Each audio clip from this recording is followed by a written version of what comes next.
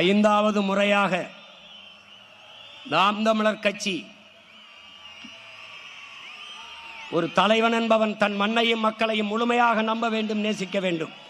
நாங்கள் என் மண்ணையும் மக்களையும் முழுமையாக நம்பி நேசித்து ஐந்தாவது முறையாக தனித்து களத்திலே 8 கோடி மக்களோடு இணைந்து என் மண்ணுக்கும் மக்களுக்குமாக களத்திலே போட்டியிடுகிறோம்.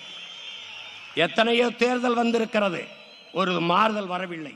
இந்த தேர்தல் மிகப்பெரிய மாறுதலாக இருக்க வேண்டும்.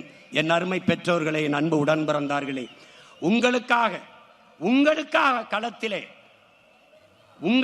களத்திலே நிற்கப் போகிற என் அன்பு பிள்ளைகளை, தமிழ் தேசிய இனத்தின் அருமை தளபதிகளை உங்களுக்கு அறிமுகம் செய்கிறேன்.